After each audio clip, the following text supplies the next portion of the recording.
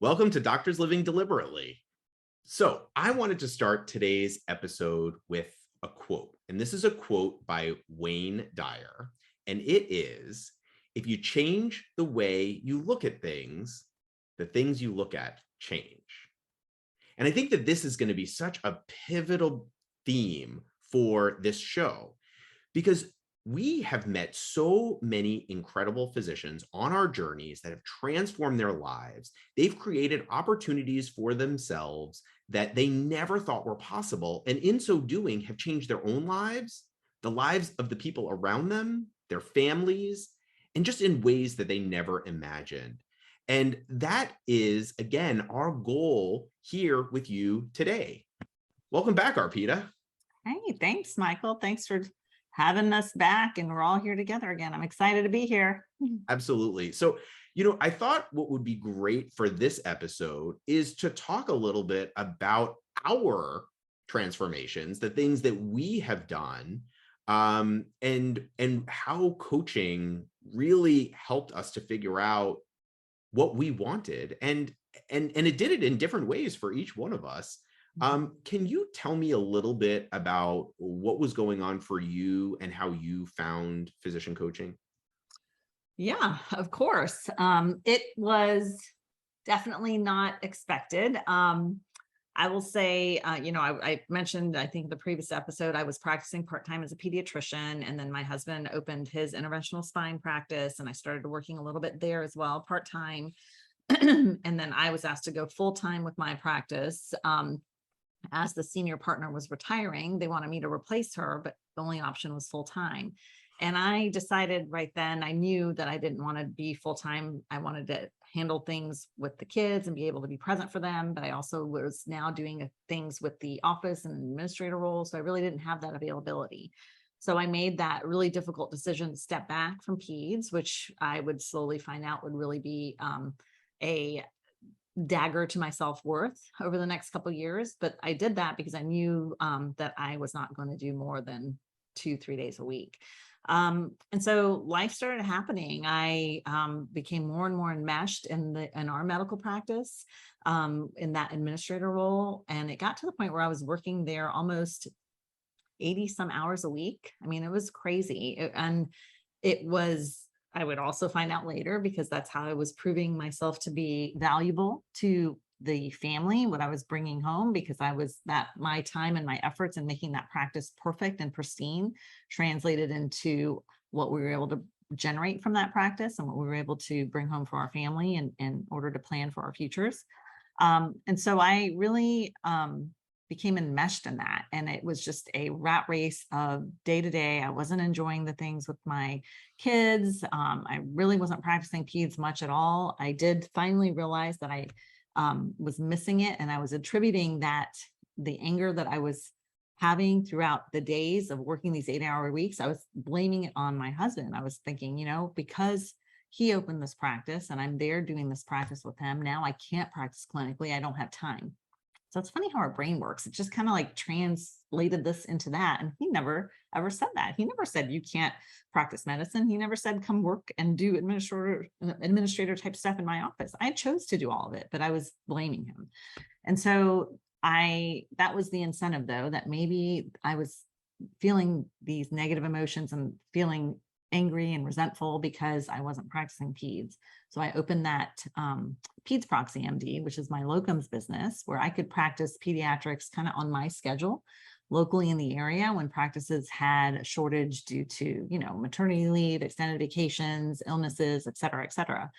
And that worked out pretty well. It gave me a sense of being able to still maintain my knowledge base and my practicing skills clinically until COVID hit.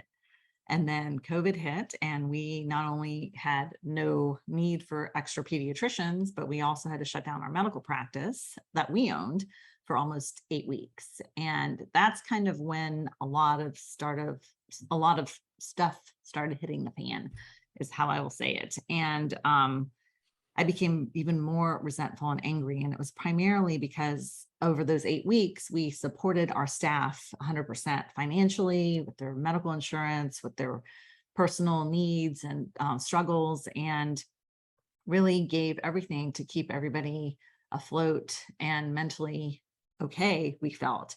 And then once we reopened, slowly, gradually got back up to par. And within, I would say, 3 months of reopening, we lost 100% of our staff.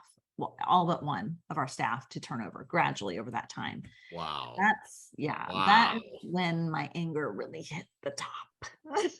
you know, because Yeah. I'm thinking, we just did everything for these people. We were pulling out of our savings to pay for them to have an income. We were not taking an income, and they turn around and thank us with this, right? And so that anger was so intense at that time. I remember I called my best friend, who, by the way, is also, she's a coach, and she had been in coaching for almost 2 to 3 years at that point. And I remember thinking the entire time, I don't know why she's doing this coaching stuff. Like, what is this coaching stuff? She's doing it maybe because she's trying to create a new career or, build her self-confidence. I'm not really sure, but that's not for me. Yeah. And then I'm sitting here complaining to her about how my dependability in the office and my husband's dependability in the office is dependent on that of others, i.e., our staff. So if our staff are not dependable, we can't be dependable. And I was just, again, complaining, bitching to her about how awful these people are and how I'm showing up angry at home. I come home and I'm, some days I'm yelling at the kids and they've really not done anything. Other days they have done stuff and I'm yelling, and, and she just turned, and she didn't turn to me, we were on the phone, but she said, Arpita, are you dependable the way you're showing up for your kids? Like, do they know which mom they're getting when they come home? Is it the pissy, angry mom, or is it the loving mom? Like, how are Whoa. you showing up? Whoa. Yeah.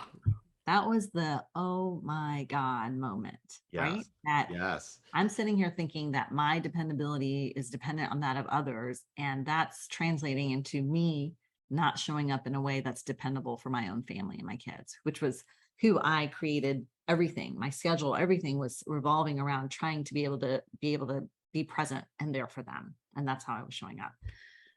So Yeah, that was something we talked about before, right? In yeah, that very first episode, about how you had basically created your life for your family, and yeah, then kind of it got yeah, turned around, right? I yes, mean, and I think, just to kind of dig in a little bit more on what you were just saying, um, you were, as you were saying, you had put all of your focus on being the practice manager, right? Because you were building your own self-worth, right? You thought, like, if I can't be a pediatrician, who am I? And so I need to work really hard in this practice manager role to prove myself, exactly. yet simultaneously not giving yourself credit that that is an incredible skill set that so many people Yes. don't have. Being a practice manager, being able to kind of to run all of the day-to-day stuff, to manage the managers, to do all of the things, and you had this incredible skill set and still weren't giving yourself the credit of all of this amazing stuff that you were doing day to day. Yeah, and I think that goes back to, again, what we're socialized to believe, and a lot of it, even culturally for us, that you have to have a respectable career. That means you're a doctor, an engineer, lawyer, you know what I mean? And so there's a very set um, list or ideas that are ingrained. And so again, we get to choose what we want to believe, but when we're kids and these are the things that are kind of presented to us, we start to adopt these ideas and thoughts and think them over and over and over. And that becomes our belief that the only way I can have a respectable career is if I do one of these things. And so for me to go from a doctor practicing clinically, being responsible for people's lives, to being an administrator, that was like a significant, wow, that's such a demotion in my mind. That's what I was creating for myself. And the shame that I was feeling or that I was creating because I wasn't practicing clinically was all of this was related to my self-worth is there because I'm a doctor. So because I'm not a doctor anymore, I really have to overcompensate in this role to prove my worth. And that's what I was doing.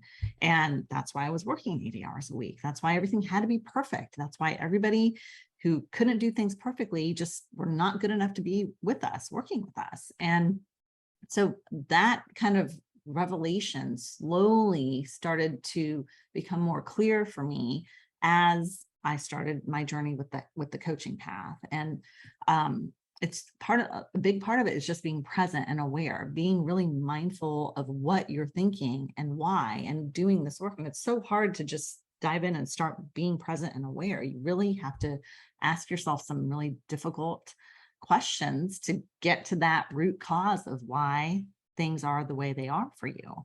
Right. So yeah, so anyway, she my buddy, I was talking to her, I had a major mindgasm there, I would say, because I had no idea that was what I was creating. I was the one that was creating that by thinking that.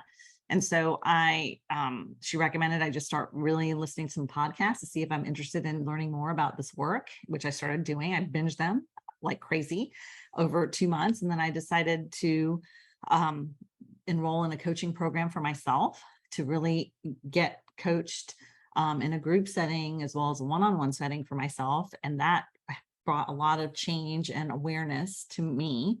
And right then I knew that this is something that I wanted to do for my career change, my next step in my career, so that I could help other people get there as well. Because we don't think that there's any other option. We don't see the possibility of anything else. And I remember thinking when COVID happened and we shut it down, we started it back up, and I was I was doing the practice administrator role, and then still thinking, I don't know if I want to even do the locums now.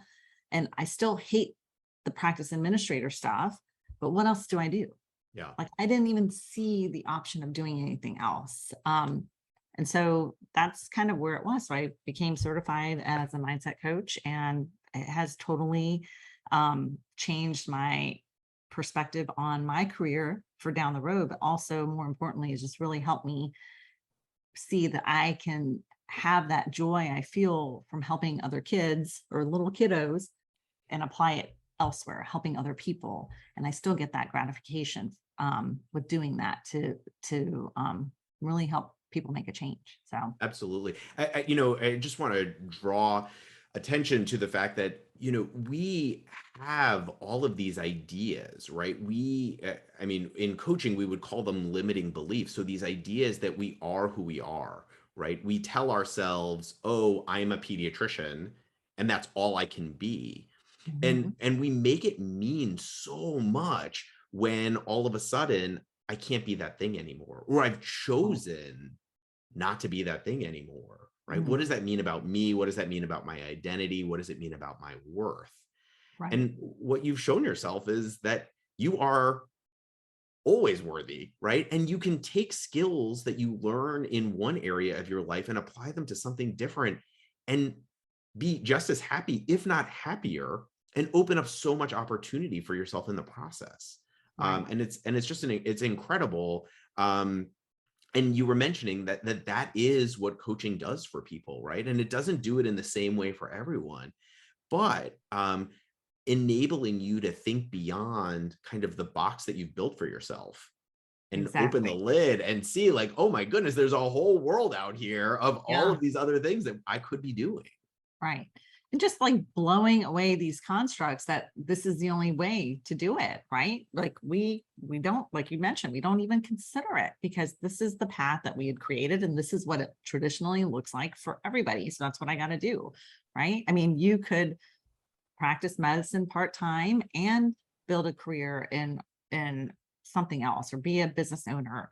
You get to choose. You could leave medicine completely and do something different, or you could stay in medicine 100% and reclaim the joy of doing that, right? So it's just recognizing why, if you are unhappy, why you are unhappy in the current and present moment, and then what do you want to do to make a change there. So how about you, Michael? Tell me your story. How did you find coaching? Yeah, so and we talked a little bit about how kind of I had built the life that I had always pictured, right? So I was or am right? Because all of this stuff is still the same, right? So I am a full-time gastroenterologist. I live in an incredible city with my wife and my 2 kids. And I work for a good sized practice. I'm busy. I'm well known in my community. And it was everything that I had ever wanted. And I felt like I just kind of got into a rut, into a routine. And we will certainly delve more into that. And it kind of just didn't make any sense to me. How is it that I built the life that I had always wanted, and it's still, something still felt like it was missing? And I had seen some advertisements for a physician coaching program, and I was super skeptical. I did not think that this was a solution for what was going on for me. But it was free, and I kind of logged in and I watched a couple of physicians talk about some of the things that they were going through. And some of the things made sense to me, and some of the things I kind of wasn't really sure what was a good fit for me. And I got off that call, and I just was like, this is not for me. These other people and I don't have anything in common. And I was talking to my wife about it afterwards, and just kind of basically saying, this isn't for me. And she kind of wasn't really believing that, and said, well, maybe you should think a little bit more about it. And I kind of was like, nah, I've already made my decision. That's it. And the following day, the coach reached out to me and offered me a one-on-one session where I could talk about something that was going on for me. And I agreed. I was like, well, why not? I'll give it a try. And so we coached, and I think at that point in time, the thing that I was complaining about was that I had a wait list for my clinic patients, and no matter how hard I tried to get on top of it, it always seemed like it was this endless list of people that needed to be seen, and I just didn't have any place or time, to do all of the work. And we talked through it, and I really saw a shift in myself at the end of that conversation about how I was thinking about this list of people that wanted to see me. I saw it as a burden rather than the gift that it was of, oh, gee, look, like, you are in demand. People want to come and see you. And all of these people, they're going to wait to see you. And so you can see them now, or you can see them later. And you're a great doctor. And it was such a huge shift for me. And so as we were getting off the call, I appreciated it, but I was still like, no, I still don't think that this coaching thing is for me. And then I got asked the question that changed my life, which was, if you don't do this, what will change? And I never really thought about things in that way, right? I had always just kind of pictured, if I just keep going, I'll figure it out. And in that moment, there was this clarity of, oh, wait, if I want things to be different, I have to be different. I have to make a different decision. I have to choose where I would have previously said, you can't spend the money on yourself. You just have to keep saving money so that you can get out of medicine and then live the life that you want. Mm-hmm. And rather, I had to say, look, this is how you've been doing things. Squirreling away money, saving with the goal of getting out of medicine, and you're not happy. Maybe you need to do something different. And that in that one question, and in my answer to that question, which was, you're right, I need to do something different, my entire life changed. And I found what I was looking for, which was me developing purpose-driven goals that would make me happy moving forward. And my life just has never been the same since that time.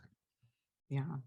So that question, that was pivotal for you. I can see like that. Wow. Oh yeah, it's true. If I don't change anything. So what do you think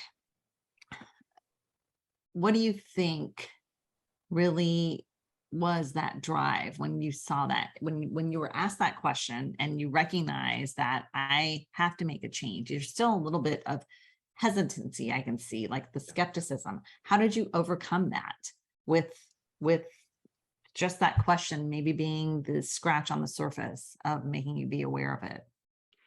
I think skepticism and I think particularly amongst physicians, comes from the thought that like, this is as good as it gets. There's no possibility for things to be better than they already are because things are great, right?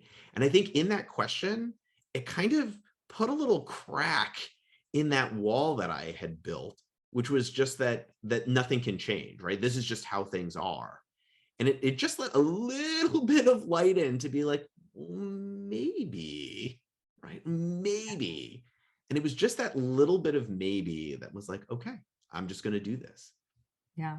And it is an investment. It's an investment of our time, and it's an investment of cash, quite frankly. It's not easy to do. And I think part of it for me was recognizing that I don't treat myself right. I don't want to spend that money on myself because there's so many other things that I should be taking care of and making sure I'm planning for the kids, for school, for college, for weddings, blah, blah, blah. Weddings is way down the road, but still, that's what our mind goes to, right? That's what we have to plan for. For sure. So for you, how did you finally take that jump off the cliff to say, you know what, I'm just going to do it. I'm going to invest. I'm going to do it, invest my time and my money in myself. What was that? Do you remember when you think back to it? What was it? Yeah, I think it was just realizing, and we've heard it said about retirement before, you want to be running towards something, not away from something. And the truth is, at that point in my life, I was running away from medicine. I was doing what I needed to do to kind of get out.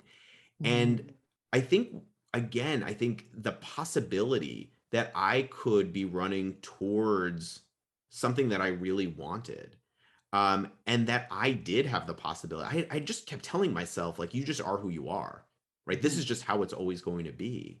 Yeah. And when, it's almost like the coach was carrying a belief in me that I didn't have yet, which was that I had the potential for change, because I never thought that about myself. I just thought, look, you are who you are, and that's just always how you're going to be.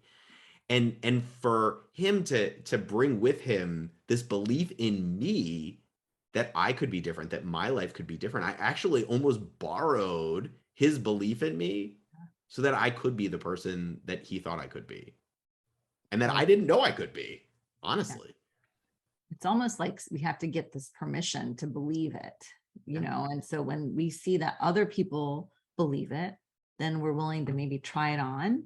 And then I think as you dive deeper into that, like we start to recognize that these expectations that we have, we think other people want us to behave a certain way, we'll do it. But in this scenario, more specifically, it's our glimmer of hope that if they have the faith in me that I can do it, that I can do it. And I think I kind of remember back to mine too, when I had to push the submit button with the credit card for me for signing up for coaching. It was like, oh, holy cow, I have never spent this much money on myself, because there's no need to. Like, if I need to get something for myself, I will, but this is a huge investment. And what if it doesn't work? Right? I remember thinking, what if I blow all this cash and it doesn't work? And what I realized was that if, like you said, if I don't if I don't give it a chance, then nothing's going to change. If I do give it a chance and it totally changes, this was a drop in the bucket, totally worth it. Right. And so I need to give myself the opportunity to make that change. And if I don't make that effort by doing this, then I'm the only one to blame. So yeah, and when you think about all of the other things that we're kind of like squirreling away money for this like thought about what our future might look like, we've got retirement accounts and investment accounts and, 529s for college savings and all of these things.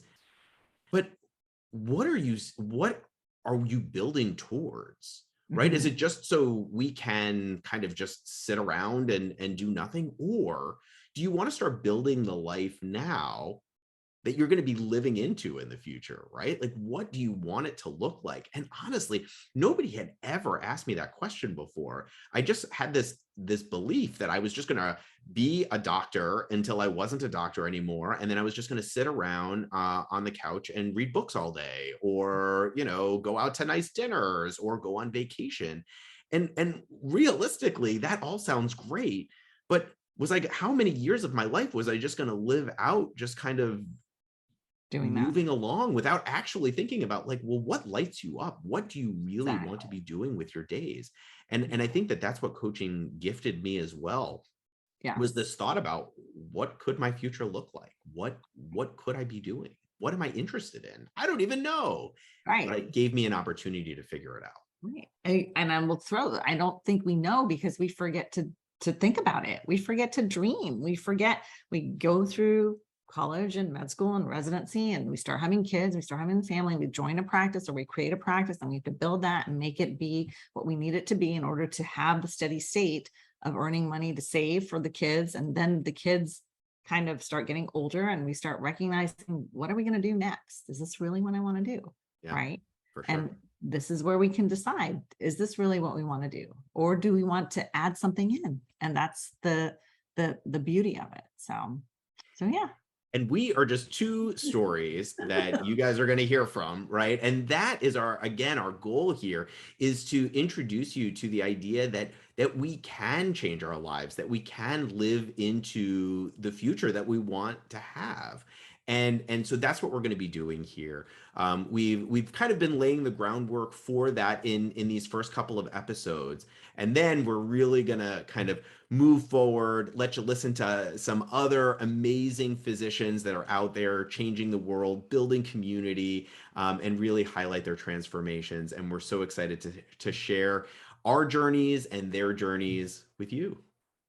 Yes, I'm excited. And I want to throw in there, we're going to have family members of physicians who've gone through coaching. We're going to have coach or family physician couples who've both been coached, and just seeing how that transformation happened for both of them. So lots of fun, exciting things coming, perspectives that you might not see with people that we're bringing on. So we look forward to having you next time. Take care, guys.